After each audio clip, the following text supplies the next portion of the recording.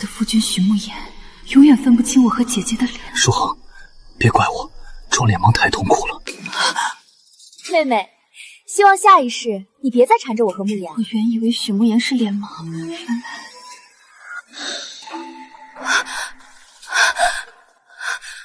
我竟然没死，还回到了大婚当时。前世许慕言自称脸盲，沈大小姐好才气，把我的文章算到了姐姐头上，常将姐姐犯的错强行加在我身上。舒恒年纪小不懂事，看清楚，我才是舒恒。后来我穿姐姐不爱的素色，戴她嫌老气的玉簪，把自己活成她的反面，可她永远还是认错。就连我与姐姐同日出嫁，她也接错了人。为了与心爱之人相守，我曾以死相逼。我娶你就是了。终于入府为妾，换来的却是……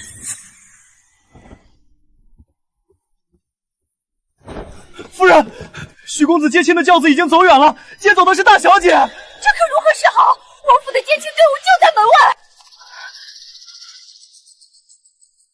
换我嫁吧，换我嫁吧。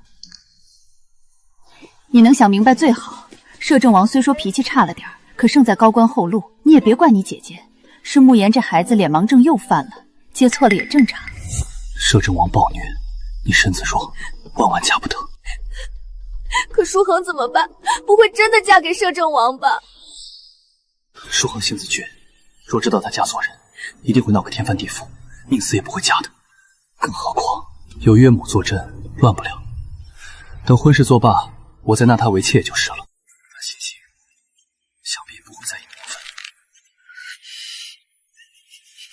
母亲既知亲事出错，为何送亲时不说，现下才发作？你什么意思？和摄政王这桩亲事可是陛下赐婚，你若敢闹，就是将你姐姐许慕言还有沈家置于死地。我的生身母亲把所有人都想到了，唯独落下了我。前世我不顾劝阻，一头撞在花轿上，事后他们把所有过错推到我身上，陛下下旨打了我30大板，我的名声彻底毁了。母亲说笑了，女儿愿嫁。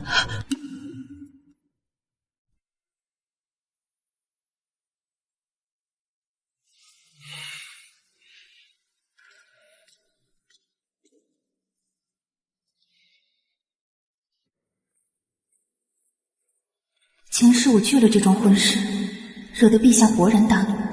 据说是萧岭亲自到御前求情，才将死罪改为了30场。这次坐进他的喜轿，我只知道无论如何，我也不要再过那种委曲求全、日日被认错的日子了。为了不让他认错，我曾把自己活成姐姐的反面。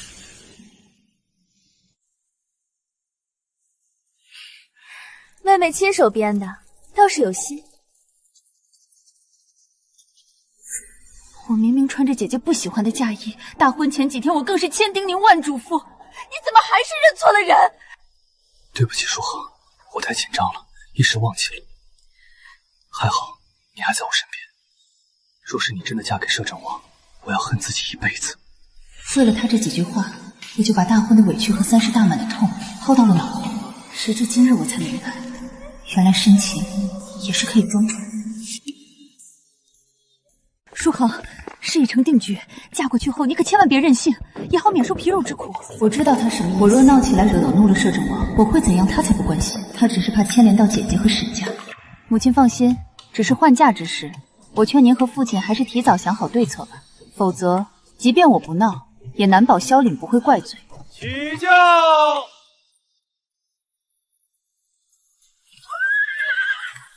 出嫁没有回头路，坚持一下，前面有个亭子避雨。好，只要离开这里，去哪儿都好。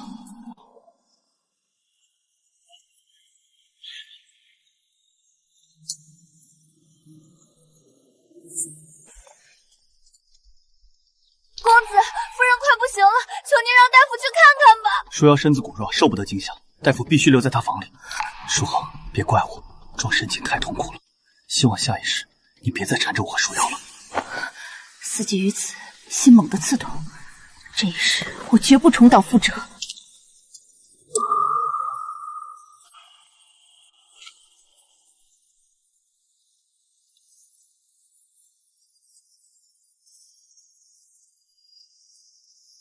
他是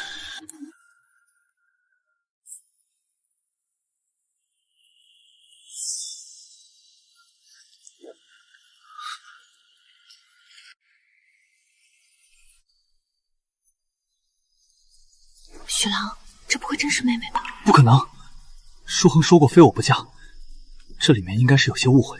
也是，妹妹一向心思活络，要是知道弄错了，估计不闹个天翻地覆才怪。这一定是她找了和我身形相似的婢女顶替的。妹妹真是不懂事，怎可随意找人替嫁？若是被摄政王发现了，可如何是好？毕竟原本是我要嫁过去的，我会不会死啊？舒瑶好害怕。舒瑶别怕，我绝不会允许这种事发生。若是她真的为了嫁给我，使这些下作手段来构陷你，我绝不会再容她。就是做妾，她都不配。万一把我抓回摄政王府，每日面对那火阎王，我岂不是要生不如死？她敢，倘若她真敢如此，也别怪我们狠心，到时就把事情都推到她头上，她不认也得认。况且我脸盲是大家都知道的，想必不会为难你我。一向谦谦公子的许慕言，竟会为了姐姐恶毒至此，想必前世我落得那般凄惨的下场，也是他在背后推波助澜的。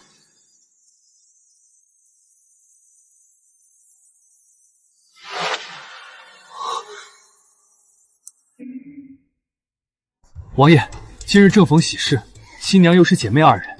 我听喜婆说，若新娘互换吉物，可取吉祥之意。陈氏乔王妃的镯子刻着长生花，寓意极好。夫人这儿有一块上好的美玉，不知道王妃是否愿意割爱？本王王妃的东西你也敢惦记，找死！臣不敢，臣只是想给夫人讨个吉祥。这是许慕言亲手为我刻的，寓意长生。这几年我几乎日日佩戴，即便姐姐曾暗示她喜欢，我也从未答应。现在也该还给她。看来他真不是舒恒，若是舒恒，他绝不会将这个镯子送人。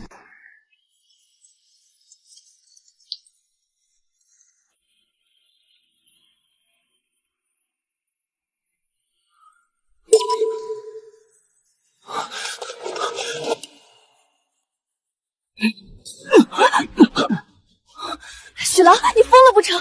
这是摄政王，咱们可惹不起。舒瑶，方才我瞧见了，盖头下好像是舒恒。妹妹既然找了替身，肯定样貌也会相似的。况且她一心想嫁给你，怎么会另嫁呢？许郎，我好难受。没什么，是不是受了风寒？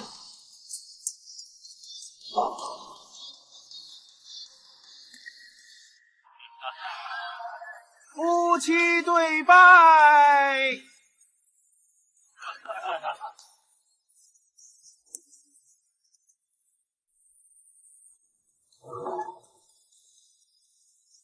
舒瑶，你白日里受了风寒，今晚就好好休息了。去准备一下正妻闺阁的喜轿，另外多备些聘礼。明日一早我迎舒恒过门，让他等久了又该闹了。公子，可若大婚第二日便纳妾，怕是不合规矩。夫人怕是也……让你去你就去，哪那么多废话？对了，多叫些人跟着，做妾也是委屈了他，结亲必须给足他脸面。快去通传，我来迎你家二小姐做妾室了。二小姐，她昨日已经上了摄政王的花轿了。这是你们二小姐让你说的吧？去告诉她，昨日的事是我不对，我来亲自向她赔罪。大姑爷，您这是还不知道吧？婚事是我们二小姐昨日亲口答应的，现下已经是摄政王妃了。别演了，昨日我亲眼看见，那摄政王的新娘是舒恒找的替身，不过就是气我昨日迎错了新娘，再和我置气。去告诉她，我今日准备了十足的聘礼，就连陛下赐给徐府的东珠我都带来了，足够给她撑脸面了。沈家昨日不是两个女儿都嫁了吗？今天怎么还办喜事？这人好像是沈家的大姑父，非说要纳二小姐为妾呢。刚娶了大的，又想纳小的，这是想把两个小姐都占了啊！也亏他想得出来。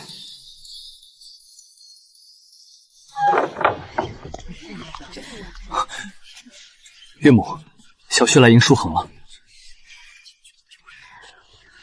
进来说吧。舒恒呢？怎么不见他？姑爷，你已经娶了舒瑶不是？怎么还惦记舒恒？岳母，咱们昨日不是说好了，我装脸盲娶舒瑶，是为了让她不嫁给那个活阎王，然后找法子推了婚事，我好迎舒恒做妾室吗？舒恒已经嫁了，你断了这想法，回去好好对待舒瑶吧。岳母，您现在怎么也帮舒恒撒谎了？吉时马上到了，我向您发誓，姐妹两个我一定会好好对待，绝不会叫他们吃苦的。瑶儿和摄政王的婚事是陛下所赐，若是拒婚，那是欺君之罪，谁担待得起？岳母，您别开玩笑了，这屋里没外人。昨日舒恒不是找了替身嫁过去了吗？您不妨就收那替身为义女，这样也不算欺君啊。你是沈家心绪，可不代表你就可以在沈家为所欲为。替身这等大逆不道的话，我只当没听见。你带着人和聘礼，赶紧回去看看瑶儿。您的意思是，舒恒没找替身？那我昨日在凉亭见到的，你看见的就是舒恒。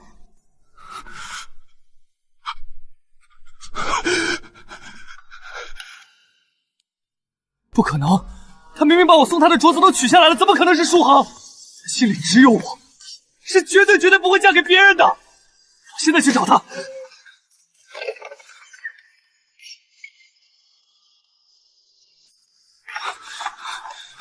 二小姐呢？二小姐出嫁了，奴婢们正在打扫二小姐的房间。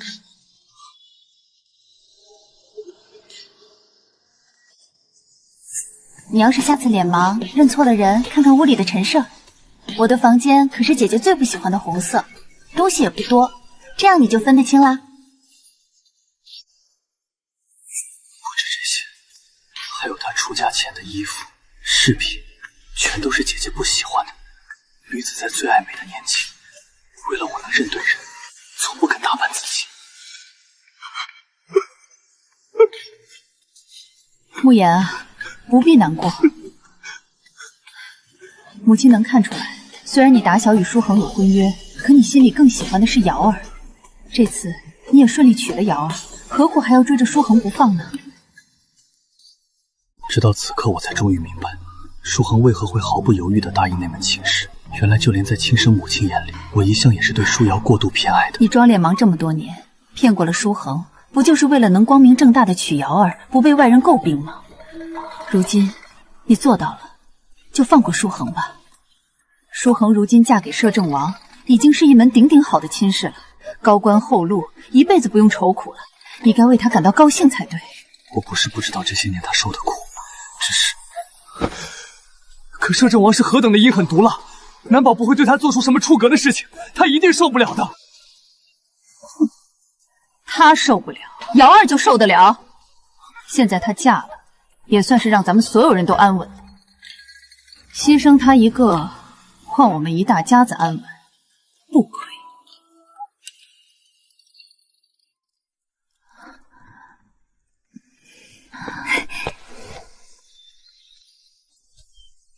王妃起床。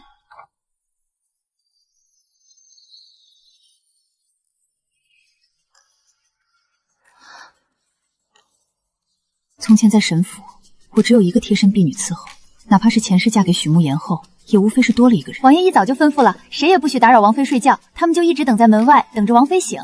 管家说这是规矩，王爷真是疼您。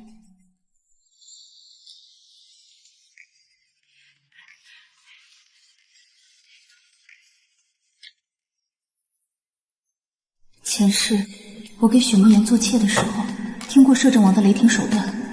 据说我拒婚后，他另娶了一门亲事，不出半月夫人就没了。我很怕他发现我的身份，迁怒于我。沈家倒是有胆色，也敢在本王面前偷梁换柱。沈家倒是有胆色，也敢在本王面前偷梁换柱。王爷恕罪。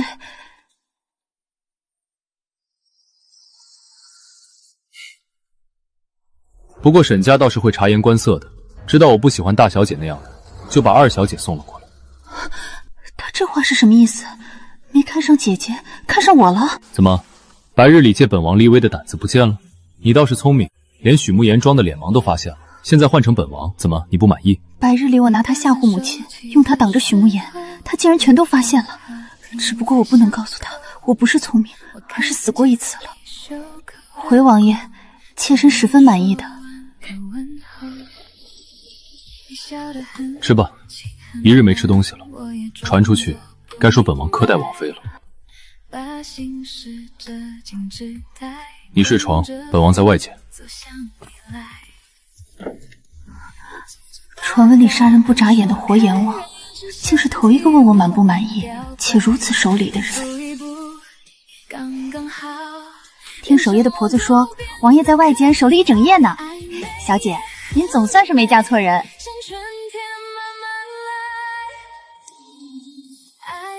这次总算是逃离了上一世的苦海。可这满桌的午膳全是我爱吃的，我甚至都不知道他是什么时候摸清了我的喜好。清河是自幼跟着我的，前世我难产时就是他去求的许慕言，我死后不久，他也没能活下来。王妃，今早有一桩趣事，您要不要听听？讲吧，不讲还不憋坏了你。今早许慕言他带着一队人和满2车聘礼去沈府接二小姐了。得知您嫁人后脸都青了，据说啊是灰溜溜出的府，出府时眼睛都肿了，不知道是不是哭过了。最好玩的是，姑爷和大小姐昨夜都没有同房。万万没想到，许慕言竟然这一世还痴心妄想纳我为妾。只是这时间倒是提前了，前世是我寻死后许久，许慕言才不情愿的纳了我，这一世我不愿了，许慕言倒是上赶着来接我。果然是所有人都一样，得到了永远不会珍惜。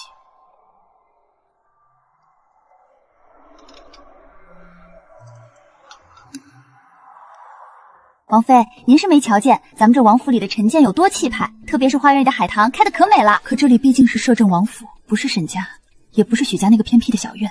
在这里，也许从今往后，我再不用穿姐姐不喜欢的颜色，不用再戴她显老气的首饰了。我也才想起来，那个陪伴我多年的木镯子，昨日已经还给许慕言了。这一世，我不欠许慕言什么。王妃，咱们去园子里走走，看看海棠花吧。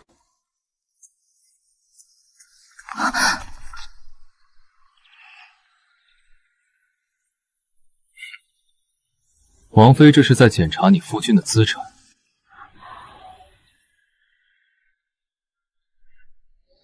怎的如此肃静，一个首饰也不戴？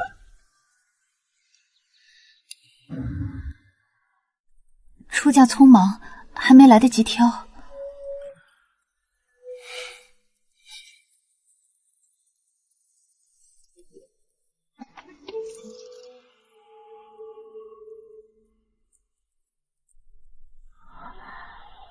挑你喜欢的戴，若都不喜欢，明日本王让内务部再送点御赐之物。前世我为了许慕言的那点好，把自己低到了尘埃里。王爷待您可真好，可见很用心了。如今换了个人，不过一日，萧凌便给了我从前想都不敢想的一切。这人世间的际遇，还当真荒唐。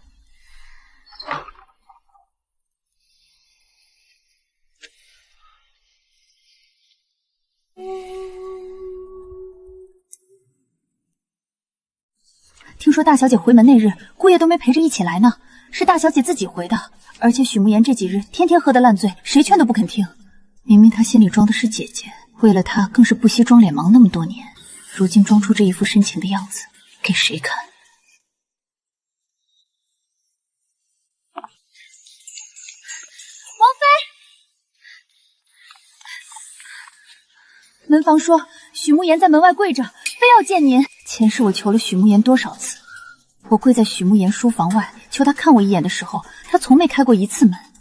如今换他跪我，倒是跪得心甘情愿。他还说，若王妃不肯见他，他便跪到明日早朝，让满朝文武都看看您是如何攀上高枝，便不念旧情的。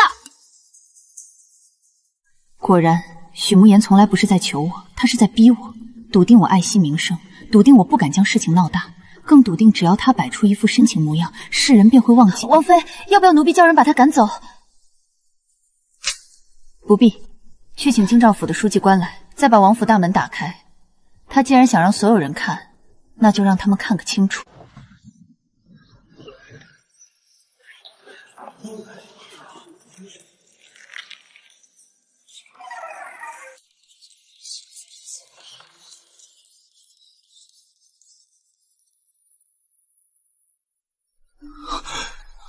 舒恒，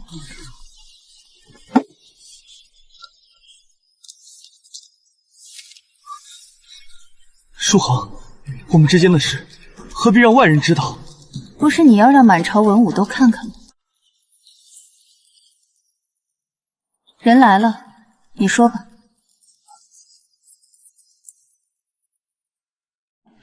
这是我亲手为你刻的长生镯，你戴了整整3年。你若心中无我，为何不肯丢？大婚当日在凉亭，我已经当着摄政王和你夫人的面将它还给你，记下来。长生镯已于凉亭归还，不是定情信物，是旧物退还。你明明说过非我不嫁。是，我说过。那时你我有婚约，我以为你患有脸盲之症，也以为你是真心待我。可大婚之前，你与我姐姐商议，由你故意接错花轿，再让我以死拒婚。等我名声尽毁，你便纳我为妾。你胡说！许公子，既然你说是认错了，那我问你，大婚当日与你拜堂的人是谁？舒瑶，你是否早就知道他本该上摄政王府的花轿？大婚次日，你又为何备了正妻规格的妾轿去沈家？你带去沈家下聘的东珠，可是陛下御赐之物。刚娶了姐姐就要纳妹妹，还拿御赐东珠做妾品，他把皇家赏赐当什么了？哪里是身体，分明是将姐妹2个都占着。不是的，舒恒，我是怕你在王府受苦，摄政王残暴成性，我是来救你的。本王的王妃，何时轮到你来救？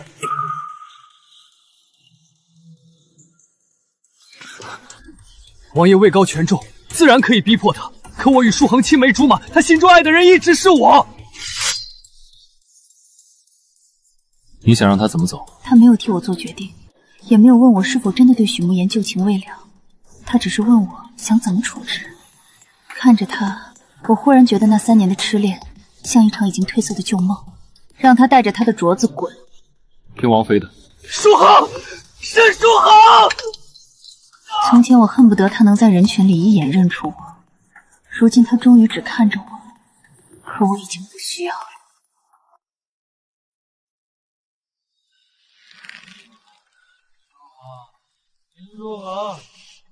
沈书恒，沈书恒，又是他！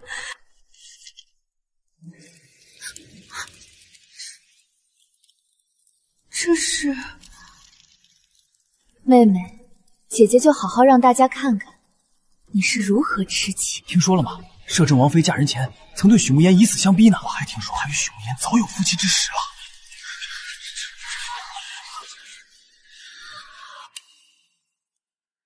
那些昨日还在嘲笑许慕言贪心的人，今日便受了流言蛊惑，开始指责我水性杨花。这些信分明都是您与许慕言定亲之后写的。大小姐太恶毒了，她只结了半句，连年月都撕了。沈书瑶最擅长的就是躲在人后掉几滴眼泪，再让旁人替她杀人。我对她的手段没有多少意外。完整的信还在吗？在。小姐从前的东西，奴婢都收着呢，去拿来，按时间整理出来。所谓此生非君不嫁的下一句是，只盼你也能守住婚约，莫要再将我的聘礼送入姐姐院中。所谓若你负我，我必不独活，其实是若你负我，我必不独活在虚妄之中。从此桥归桥，路归路。沈书瑶结掉的，恰恰都是我一次次要求许慕言遵守婚约，不再认错人的话。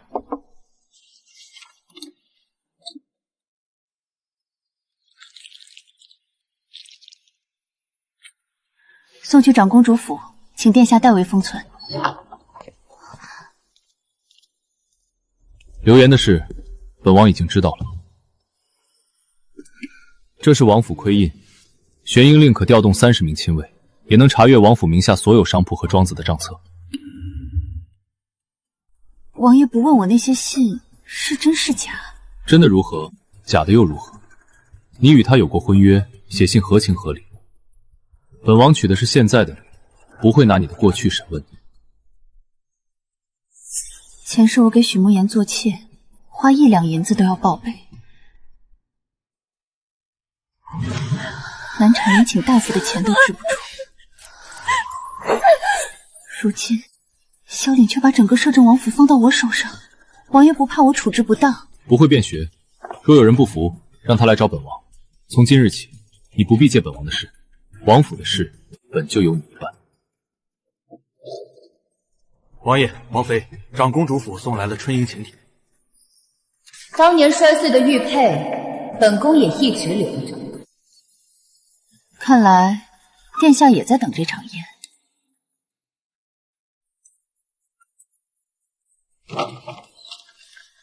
外面闹成这样，你怎么还有闲心喝茶？母亲觉得我该做什么？当然是赶紧澄清。你就对外说换嫁是你自愿的，瑶儿事先毫不知情，慕言也只是脸盲症发作，认错了人。只要你开口，流言自然会平息。这些话，母亲信吗？信不信有什么要紧？你如今已经摄政王妃，身份尊贵，受几句议论又不会少块肉。你姐姐不同，慕言为了你不肯与她圆房，她已经成了全京城的笑话。舒恒，你非要逼死她才甘心吗？又是这样，我受伤时他们让我忍，姐姐受一点委屈，他们便来问我为什么一定要逼死她。母亲说的对，清河，取支笔来。既然姐姐毫不知情，许慕言也只是认错了人，就请母亲写一份证词，签字画押。自家人说话，为何要画押？因为这桩婚事牵涉圣旨。母亲既然相信自己所言句句属实，又何必害怕？母亲不敢吗？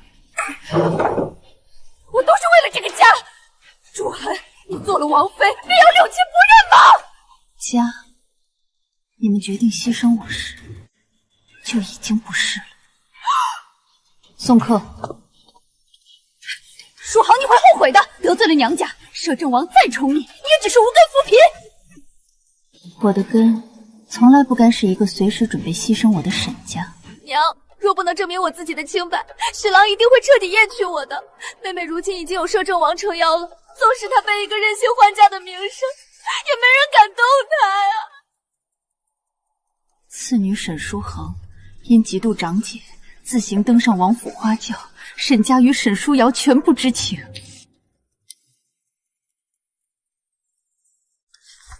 王妃，盯梢的人传信回来了，沈夫人签了伪证，沈舒瑶的婢女也已经悄悄出门送线了，动静听得一清二楚。他们以为把所有罪推给我，便能像前世一样换来一大家子的安稳，可他们不知道，我早已布好了网。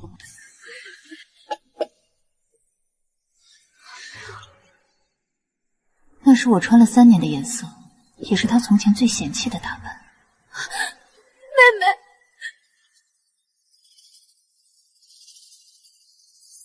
人到齐了，便开宴吧。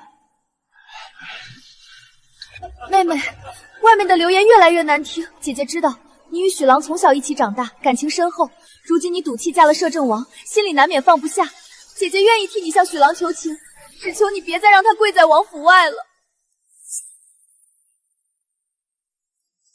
长公主殿下，这些都是舒恒留给臣的信物。她嫁给摄政王，只是因为与臣置气，臣不忍她被权力所迫，求殿下为她做主。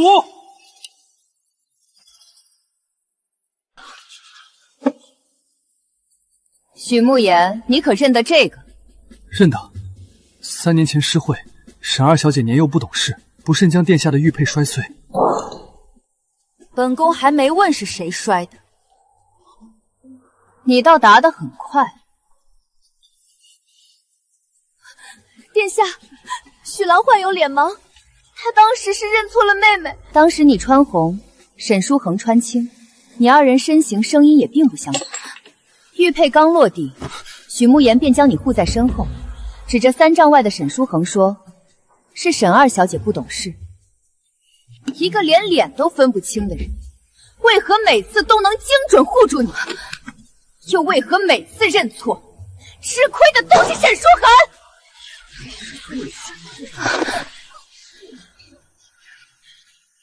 信件火期完好，昨日已经长公主府女官查验。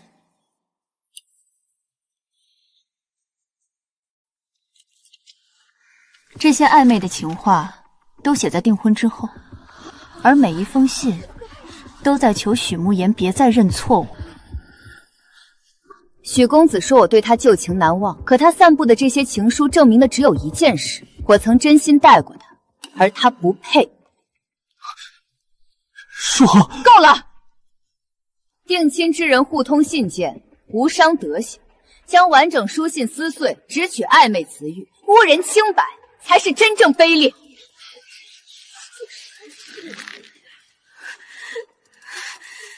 许郎有脸盲，认不清我们也并非他的错。王爷与妹妹相识不过几日，今日我们姐妹打扮相似，王爷只怕也未必认得出吧。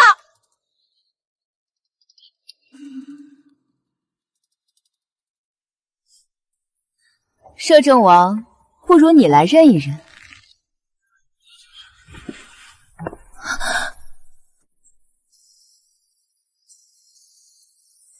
爷凭什么认定是他？方才进门时，有宫女险些摔倒，他先扶住了宫女，又捡起地上被踩乱的花，这才入席。本王认的是沈书豪，不是沈家的大小姐，还是二小姐？许慕言看了我那么多年，依旧要求我穿成姐姐的反面，萧凛却只需要看一眼，便知道哪个是我。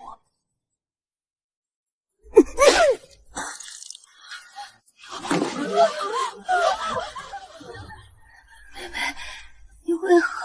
要害我！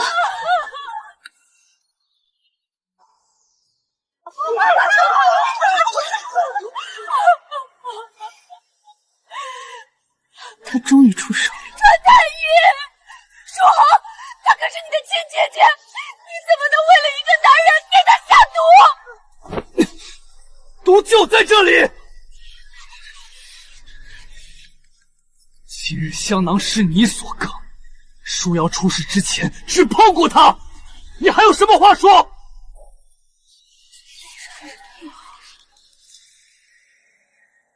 请殿下传府中女医。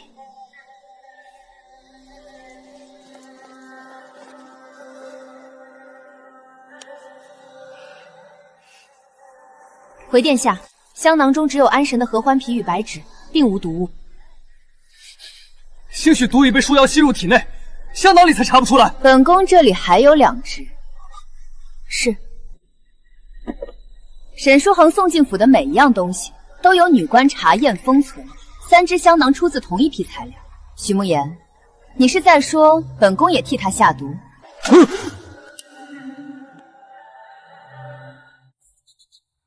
臣不敢。回殿下，沈大小姐并未中毒，她服的是催吐之药，又咬破了藏在后槽牙的血囊，才会看似吐血。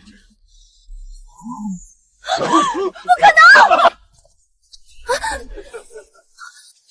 真正的毒粉在这里。若方才有人碰过她衣袖，便会起红疹，呼吸不畅，届时她便可指认那人碰过毒物。药是谁准备的？贱婢还不说实话！殿下饶命，王妃饶命！是夫人逼奴婢去买催吐药和血囊，也是夫人让奴婢把毒粉藏入袖中。夫人说，只要王妃碰了它，便可证明王妃因旧情疾吐，谋害亲姐。你胡说！分明是你这贱婢自作主张。你身边的人替你做恶时，便只是下人；我替你受罪时，怎么就成了一家人？沈书瑶品行不端，当众构陷摄政王妃。从今日起，凡我所设宴席，你不得踏入半步。活该！自作自受。殿下，臣今日前来，还有一事要告。摄政王明知书恒与臣有婚约，仍趁乱强娶，换新娘更是欺君大罪。书恒不敢认对臣有情，不过是畏惧摄政王权势。臣恳请陛下还他自由。直到此时，他还以为自己是在救我，又或者他只是无法接受。我宁愿嫁给传闻中残暴的萧凛，也不愿回到他身边做妾。准了，你想告，本王便让你告到御前。只是许慕言御前作伪证，是要掉脑袋的。摄政王萧凛那可是个活阎王，听说他一夜之间连斩青州37名官员。听说他在北京坑杀降兵，连老人孩子都不放过。我还听说他寝殿的砖底下埋的全是骨头。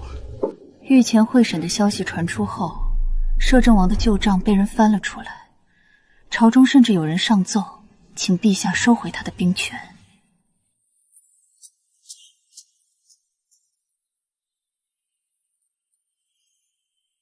王爷，这是什么意思？你若不愿卷进来，可以离开。许慕言告的是本王强娶，只要你拿着这封和离书出府，便没人能再拿你的名节做文章。王府名下东城的3间铺子，郊外2处庄子，都已转到你名下，足够你一生衣食无忧。王爷，信不过我。正因为信你，才把选择权给你。舒恒，本王不会用恩情、名声或皇命困你。你若留下，是你自己想留；你若离开，本王也会护你走得安稳。先把案子赢了，至于我们的日子，等从宫里回来再谈。好。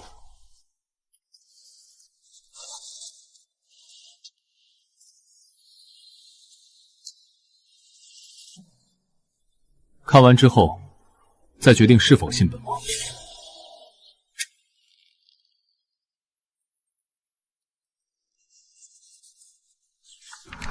青州大旱，37名官员贪墨赈灾粮，竟还下令放箭射杀饥民。你杀了他们，开私库赈灾，罪臣家眷散布你嗜杀成性，你为何从不辩解？赈粮已经发下，百姓活下来便够了。本王无意同罪臣家眷争这些虚名。那北境坑杀降兵呢？那是一支假意投降的死士，趁夜屠戮了我军伤兵200余人。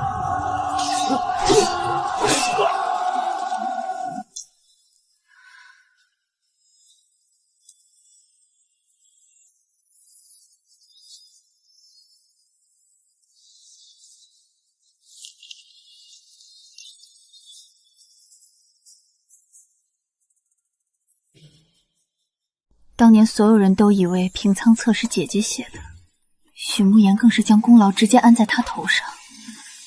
原来萧凛全都查清楚了。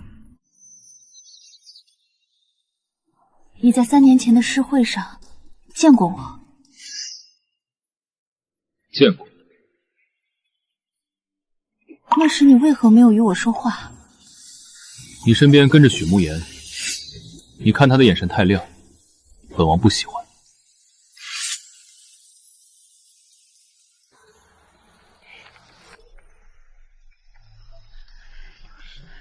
沈大小姐才学出众，当真令人佩服。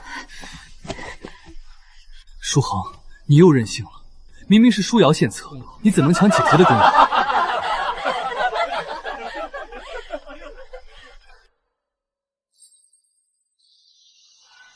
那一日，所有人都以为文章是姐姐写的，只有王爷命人查过原稿。纸上的墨痕，沈家的采买记录，还有你偷偷变卖首饰、赈济城外灾民的事，本王都查得清清楚楚。所以，你知道我爱吃什么，也是查来的？求娶之前，总要知道王妃喜欢什么。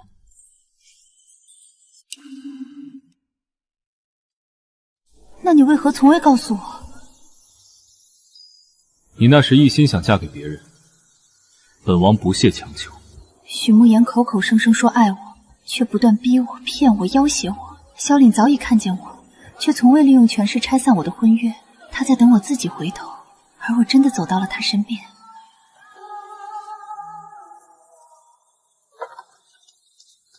禀王爷王妃，属下查探到，许慕言与当年青州罪臣的后人暗中见面了，对方给了他数份伪造的血书，准备在御前指认王爷，屈打成招，铲除异己。另外，沈舒瑶对外坚称，她才是圣旨上所赐之女。沈夫人也拿出了那份证词，他们3人终于站到了一处。王妃，他们准备的这样齐全，步步都是死局，咱们怎么办？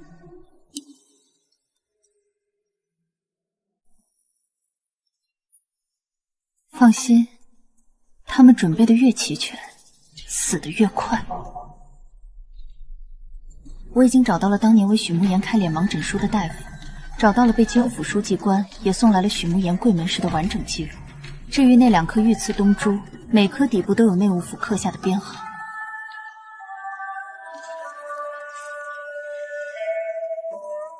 怕吗？我已经死过一次了，这一世该怕的人不是我。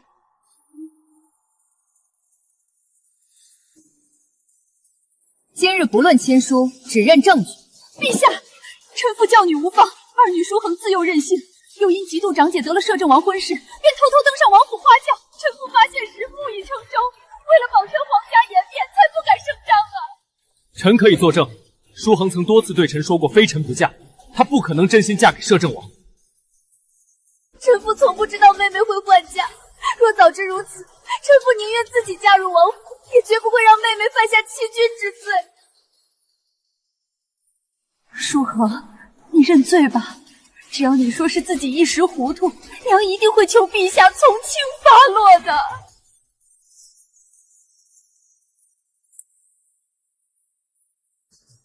前世也是这样，他们将一切推到我头上，在施舍般告诉我，只要认罪，便会替我求情。母亲说我是偷偷登上花轿，是。那大婚当日，你为何亲自替我整理盖头，还劝我嫁入王府后不要任性？我没有。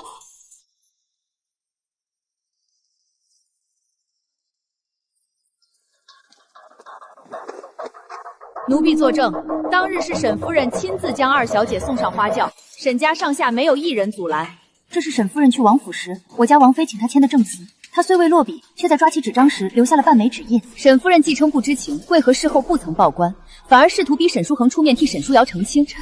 臣妇只是怕家丑万一。好一个家丑！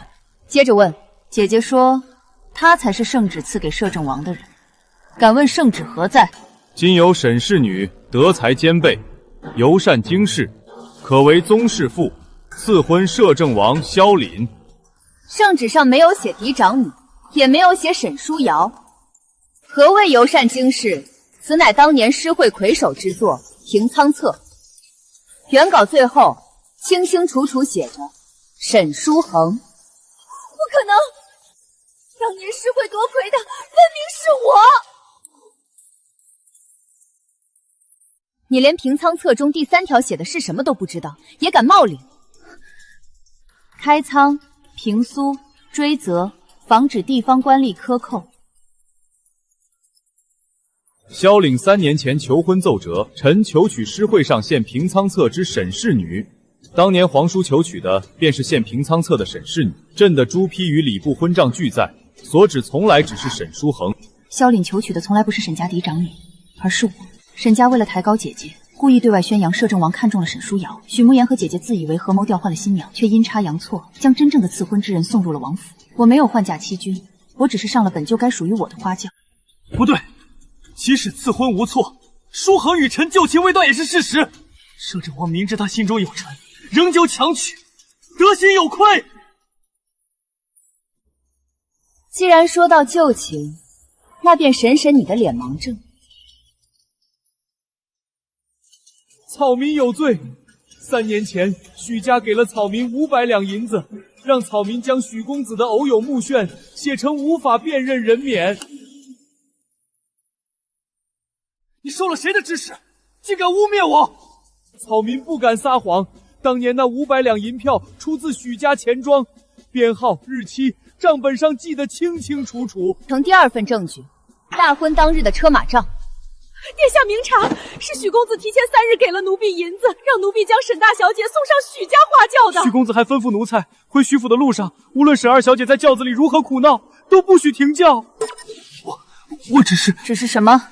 只是想先娶姐姐，再等我以死拒婚，名声尽坏后，将我纳为妾。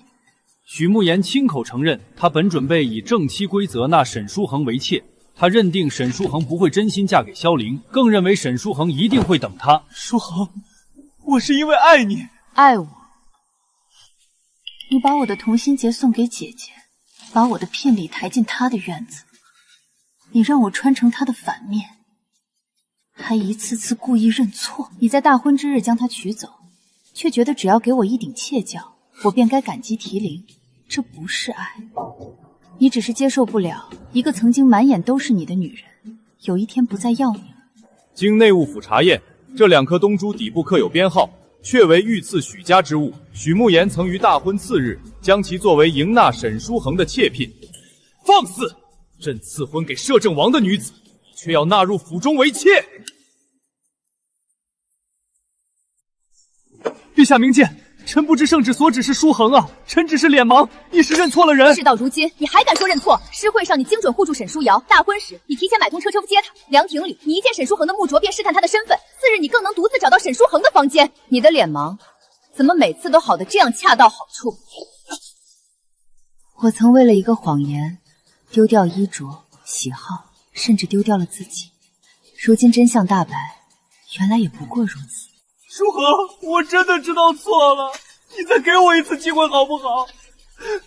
我现在已经能认清你了，我发誓，我再也不会叫错你的名字了。你终于看清我了，可惜我已经不需要了。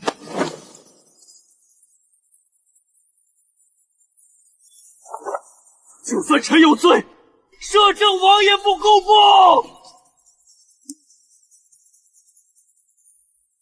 他一夜屠杀青州37名官员，在北境坑杀降兵，这样残暴不仁之人，凭什么坐在百官之首？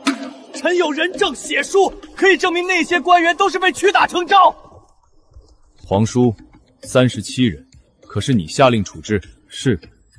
北境降兵也是你杀的？是。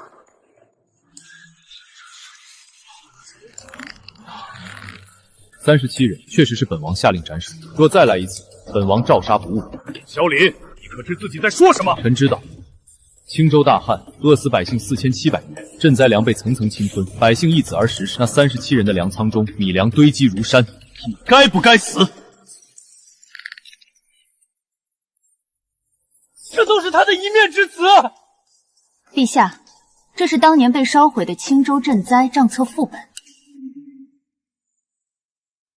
罪臣以为主账已毁，却不知道账房先生另留了一册，藏在女儿嫁妆箱的夹层里。账册上的每一笔亏空，都与37人的私库数额对得上。她是当年青州知府的幼女，也是罪臣后人口中被萧凛灭门的幸存者。家父贪墨赈灾粮，罪证确凿。摄政王处斩家父后，并未株连家眷，反而归还了我母亲的嫁妆，还给家中幼童留了田地。所谓灭门血书，皆是伪造。你们怨恨摄政王，却可曾想过，那4000多名饿死的百姓，又敢恨谁？陛下，北境军报也已查明，所谓降兵乃是假意投降的死士，他们趁夜闯入伤兵房，割下200余名伤兵的首级，还试图挟持边城百姓作为人质。摄政王下令围杀死士，却放走了所有被胁迫的老弱妇孺。他杀人是真的，可他杀的每一个人都有案卷、有证据、有该死的理由。王爷确实狠，但他的刀从不朝无辜之人落下。皇叔，你明知有人借此污蔑，为何从不辩解？百姓活下来，比臣的名声重要。至于那些恨臣的人，让他们恨，只要他们不再有机会顷刻下一批赈灾粮。萧凛他不是没有慈悲，只是他的慈悲从不留给恶人。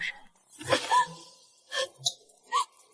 下，臣妇什么都不知道，都是许慕言逼我的。是他说要装脸盲娶我，也是他说淑芬只配为妾。舒瑶，分明是你哭着求我救你。若不是你说摄政王残暴，我怎会？住口！是你贪，你既舍不得我，也不肯放过妹妹。瑶儿，别说了，别说了。急什么？你们3个人的账，一个都少不了。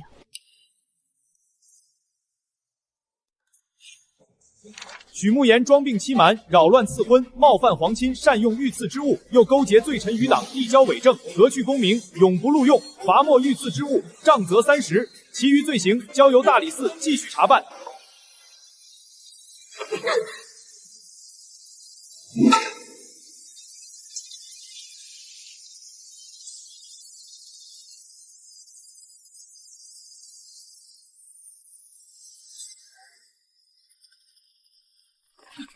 舒涵，救救我！我受不住30杖！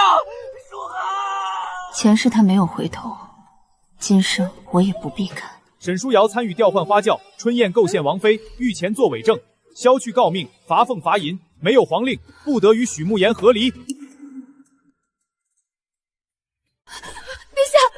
臣妇与他尚未圆房，求陛陛下准臣赴回沈家。当初不是你哭着求许慕言救你，还说宁愿嫁他，也不愿入摄政王府吗？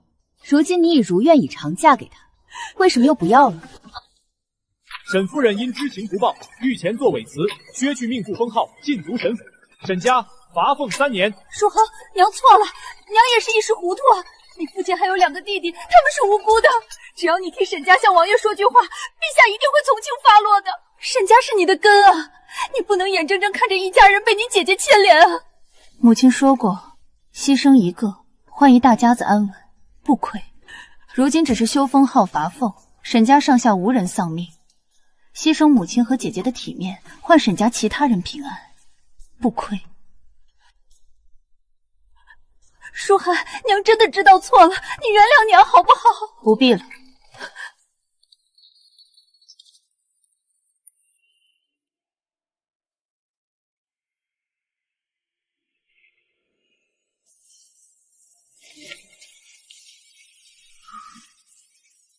冷不冷？宫墙还是那座宫墙，前世落在身上的30杖，也仿佛还在隐隐作痛。可这一次，我是自己走出去的，清清白白的一条路。水。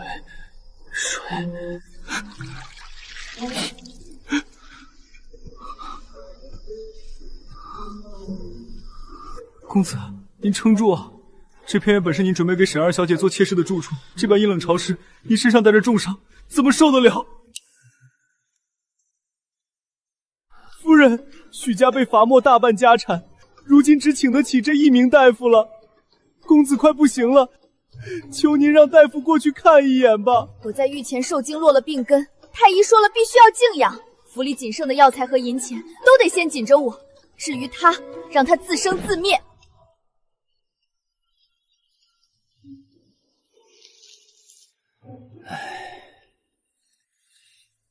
来得太迟了，伤口已经彻底溃烂，公子这双腿怕是废了。王妃，许慕言托人送来的，这已经是第17封了。原样退回去。是。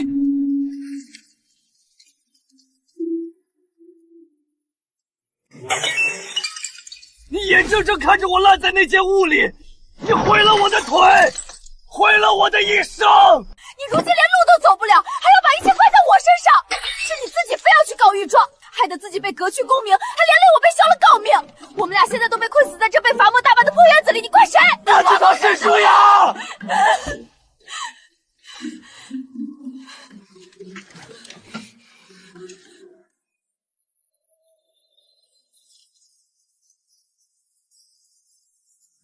王妃，沈夫人被夺了命妇身份后，隔3差5便送信来，如今连舞女都不敢写了，只写摄政王妃收。要拆开看看吗？退回去。是。有些伤害不会因为一句知错就能从未发生。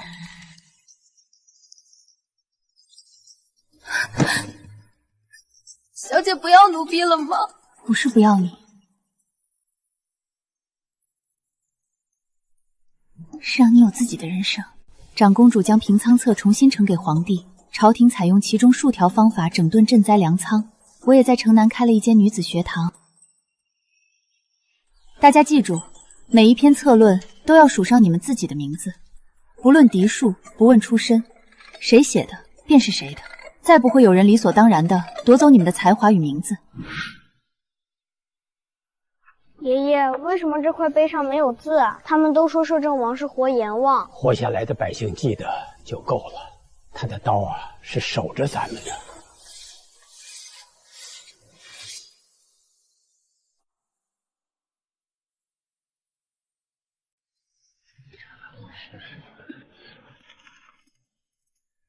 本次诗会魁首，沈家2。慢着，今日没有沈大小姐，也没有沈二小姐。本次魁首，沈书航。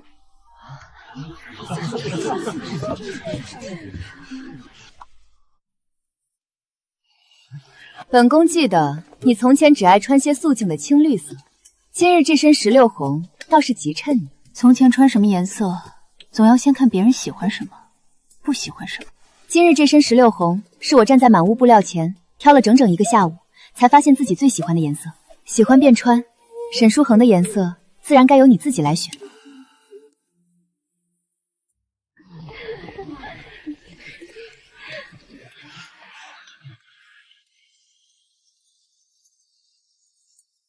沈书恒回家了。那封和离书我烧了。想清楚了？不是因为亡命，不是因为沈家，也不是因为外头的名声。这一次是我自己选的。不过烧了也没用，本王那里还有10封。你写那么多做什么？你若有一日想走，本王不拦；可你每多留一日，本王便多宠你一日。总有一天，让你舍不得走。